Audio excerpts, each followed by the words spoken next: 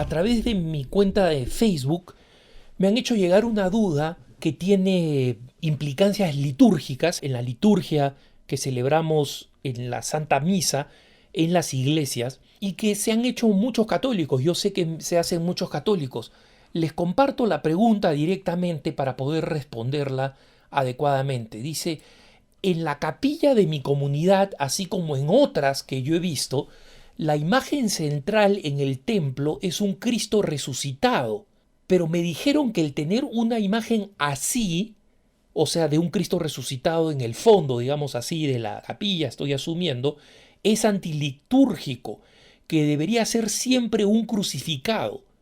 Y quiero saber si es verdad y dónde está sustentado esto para saber qué es lo que debemos hacer. Aquí creo que ambos lados tienen razón, y tienen razón porque están confundiendo algunas normas litúrgicas que existen y exagerando otras que no se deberían aplicar tal cual. ¿A qué cosa voy? Nosotros sabemos que el sacrificio de la misa es fundamentalmente un sacrificio. Valga la redundancia, lo digo deliberadamente, de forma repetitiva. La misa es sobre todo sacrificio. No es fundamentalmente un banquete, lo es. Es obviamente la cena del Señor. Pero en esta cena, el evento central es la muerte y resurrección del Señor. Y por eso comemos su carne y su sangre, como parte del drama que salvó nuestra existencia del pecado. Y por eso es que el clima excesivamente festivo en una misa le arranca el sentido auténtico y profundo que tiene la Santa Misa. Convertirla en una payasada, como muchos sacerdotes hacen, tratando de que se parezca a una celebración protestante donde todo el mundo esté contento y distraído en vez de atento y concentrado, como es que hay que estar en la Santa Misa, es un error. Pero esta es una discusión de nunca acabar entre los liturgistas, ¿no? Y en los círculos católicos existe un chiste que dice: la diferencia entre un liturgista, ¿no?, los expertos en liturgia, entre un liturgista y un terrorista, es que con el terrorista sí se puede negociar, ¿no? Porque los liturgistas es una broma, por supuesto es un chiste, que hace referencia a la relativa rigidez que se encuentra en los liturgistas cuando llegan a una conclusión propia sobre algunos detalles. Sin embargo, fuera de las opiniones de los liturgistas, existe una norma clara establecida por la liturgia de la Iglesia, por el misal, que indica que en el altar debe haber siempre un crucifijo. ¿Para qué? Para que desde el punto de vista icónico, es decir, desde el punto de vista de la imagen, exista una clara asociación entre la celebración de la Eucaristía, especialmente la parte de la liturgia eucarística, donde es elevada la Santa Hostia y el Santo Cáliz, con el misterio de la muerte del Señor, porque estamos repitiendo el misterio de la muerte y del sacrificio del Señor. Entonces, el hecho de que una cruz tenga que estar en o cerca del altar, ¿no? Algunos la elevan a un costado del altar, como una vara elevada donde está la cruz en el costado o derecho o izquierdo del altar, donde está el crucificado. Esto cumple con la norma. Eso quiere decir que en el fondo del altar, estéticamente, se puede utilizar para cualquier otra cosa. Si la iglesia está dedicada, por ejemplo, a Santa Rosa de Lima, puede ser un gran altar dedicado a Santa Rosa de Lima. Si nosotros vemos una iglesia dedicada a cualquier santo específico, puede estar la imagen central dedicada a ese santo. Si nosotros vemos la iglesia primada del catolicismo, la Basílica de San Pedro, nosotros vamos a ver que el fondo del altar tiene la famosa imagen del Espíritu Santo, no tiene un crucificado al fondo. En consecuencia, si se cumple con este requisito de que debe haber un crucifijo, no una cruz, un crucifijo, es decir, un Jesús, un Cristo crucificado. Si se cumple con la norma de que tiene que haber un Jesucristo crucificado en el altar o al costado del altar, entonces se está cumpliendo con la norma fundamental y estéticamente se puede tener un Cristo resucitado al fondo. No es ninguna cuestión antilitúrgica. ¿Cómo es, por ejemplo, la parroquia en la que yo vivo, donde el cuidado de la simbología litúrgica es ultra meticuloso, muy cuidadosa, muy meticulosa?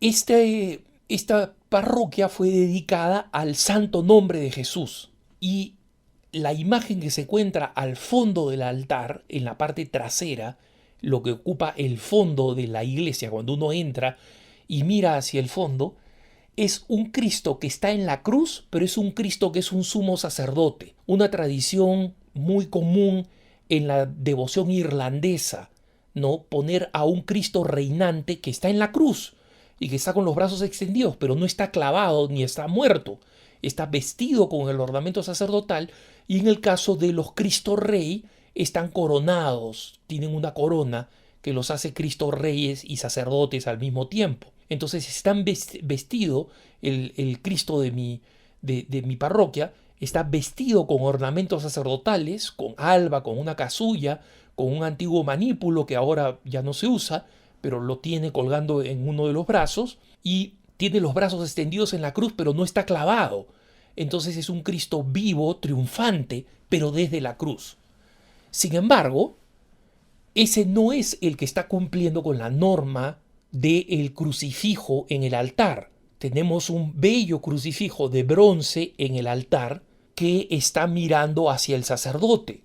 Es una figura suficientemente clara y bella como para que destaque desde cualquier parte donde uno se encuentre entre los fieles. Pero ahí está este Cristo crucificado que está sobre el altar en el ángulo visual de todos los que participan de la Santa Misa, y de esta manera permite que estéticamente la iglesia en el fondo del altar pueda ser dedicado a distintos motivos.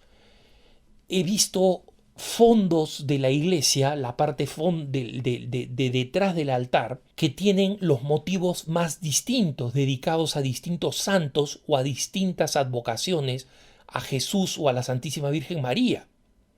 Entonces, no va contrario a la liturgia que el tema del fondo del altar pueda ser un retablo, pueda ser una pintura, pueda ser un fresco, pueda ser un mosaico, y que el tema pueda ser el más distinto o variado, siempre cristiano. O en alguna de las iglesias más simples románicas simplemente no tenga ningún decorado en el fondo, ¿no? Las iglesias más antiguas del siglo XI eran iglesias sumamente sencillas, con un minimalismo en las imágenes y muchas veces un crucificado colgando del techo de la zona del ábside, colgando del techo, y en el fondo absolutamente ninguna imagen, ¿no? Entonces, el tema de las imágenes es un tema estético y devocional. Digo las dos cosas: estético, porque tiene que ser bello a los ojos, y devocional, porque tiene que promover a la devoción. Hay que recordar que una imagen bíblica, por ejemplo, un pasaje bíblico, puede ser convertido en un tema de una pintura, donde nosotros vemos, mira, ahí está Jesús con el cobrador de impuestos. O puede ser una imagen devocional, donde vemos un santo que nos provoca, nos mueve a arrodillarnos y rezarle, que es distinto, ¿no? Entonces, existe toda una serie de reflexiones teológicas y artísticas sobre la belleza estética del interior de las iglesias, y se tiene que hacer un esfuerzo cada vez mayor para que nosotros demos a nuestros templos la mayor acogida espiritual posible y sea un lugar de recogimiento. Pero es errado decir que es antilitúrgico tener en el fondo del santuario, en el fondo de la iglesia o de la capilla, una imagen de un Cristo resucitado o cualquier otra imagen, siempre y cuando,